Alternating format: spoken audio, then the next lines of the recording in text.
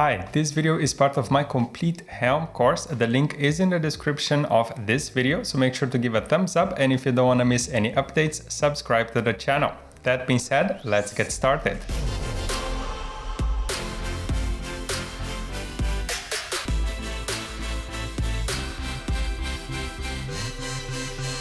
Let's start creating our first Helm chart. So for that, I'm going to create a new directory. I'm going to call this creating charts, just so that we can keep the code in the same place.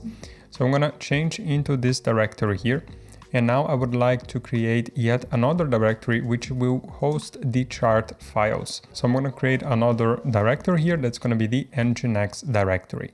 You can also name this directory something a little bit more descriptive. If you want to indicate that this is a chart directory, you can also add a chart to the name, but it doesn't really make a difference here from the Helm perspective. What is important is what's inside of this directory. So remember, let's come here, and I cannot see on the Explorer, so I'm just going to increase this a little bit. So one of the mandatory files that we have to add to our charts is the chart.yaml file with a capital C here. This is important because Helm is case sensitive regarding this file.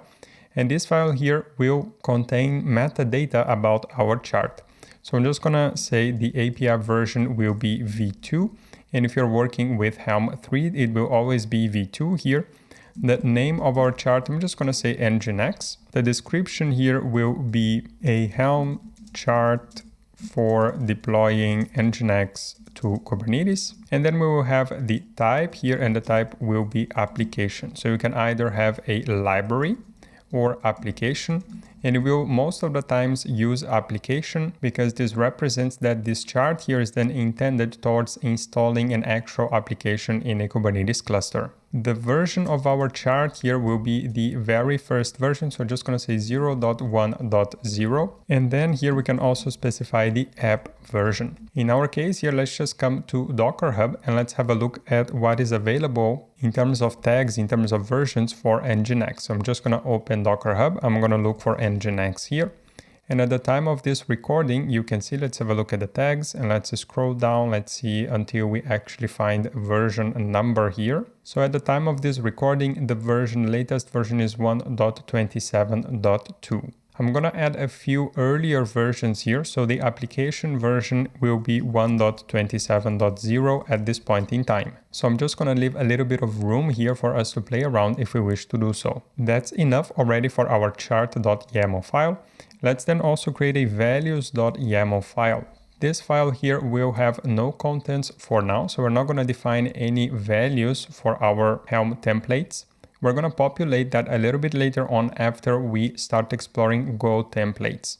We also need to create a folder called templates here, and this will host all the Helm templates, which after the chart is rendered will output Kubernetes manifests. So let's create here a deployment.yaml and a service.yaml as well.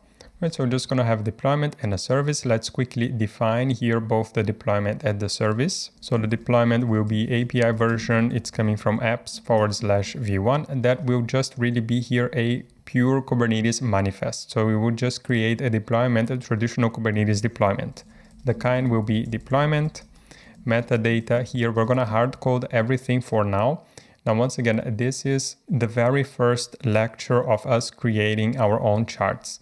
These templates here, they will evolve over time, and we're going to add new configuration values here, and then we will integrate that with Go templating features. So don't worry if for now we are hard coding, we're going to change that in the future.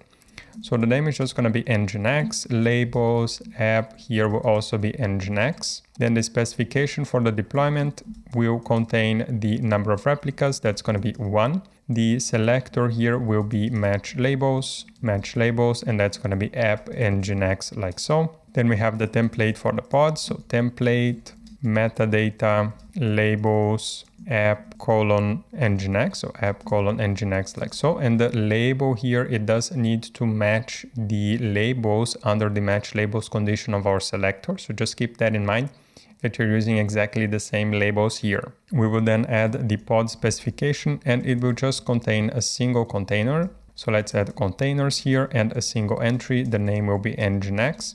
The image will be nginx:1.27.0, and the ports here, the ports will contain just a single entry, container port 80. Right, so traditional deployment file here in Kubernetes. Let's then go to the service file, and we're gonna add here API version that's gonna be v1. The kind will be service. Metadata will be just the name here, so let's add name, NGINX SVC. The labels here will have app, NGINX, like so. And then the specification, so let's add a new line here. Specification will be type cluster IP. And then we will have the selector here, that's the pod selector, it's gonna be the label. The app will be NGINX, like so. And then here we're gonna have the ports. We're just gonna use the protocol TCP, and the port here will be 80, and the target port will also be 80. Right, so this here we have created two templates which are not leveraging any kind of Go templating feature, but still they are valid Kubernetes objects, and it's perfectly fine to have them at this point in time in our chart. We can also come here to the NGINX directory. Let's add another file, and that's the .helm ignore file. And what this will do is it will inform Helm not to include certain directories or files under this directory here, under this chart directory, when packaging the chart. So we don't want to include any .env files that we might use for configuring things. We also don't want to include any ds_store, and that's from the VS Code IDE. And we also don't want to include the Git folder. Now I'm adding these things here because you might be creating this chart here under its own Git repository, and that's why I'm mentioning this here. Alright, so this is actually everything that we need to define for a very basic NGINX chart. So let's close all the files here, and let's come back to the terminal. And now we can generate the final templates that would be then applied when installing this chart by running the helm template command, and then passing the folder containing our chart. And as you can see here, the moment we do that, we get two Kubernetes manifests back, both for the service and for the deployment. Perfect. So this is actually a valid Helm chart. We can also lint here with Helm lint NGINX, like so.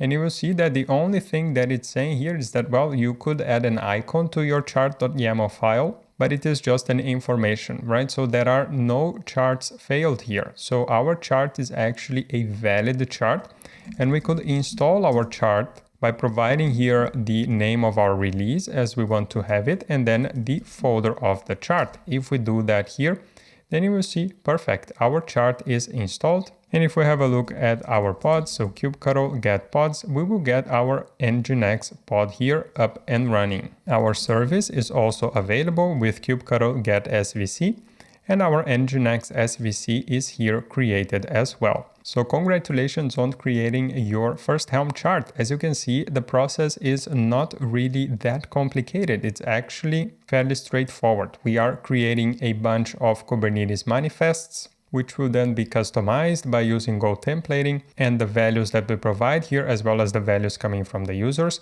and they will then be installed with the Helm install command. So before we proceed, let's just uninstall our local NGINX so that we have a clean slate here. So the chart has been uninstalled. Since we have no persistent volumes here, then we have nothing else to clean up. Our pods here should be gone, so get pod and also get svc, and everything that has been installed is now removed. Perfect. Let's then take a short break, and I'll see you in the next lecture for us to continue customizing and extending our NGINX chart.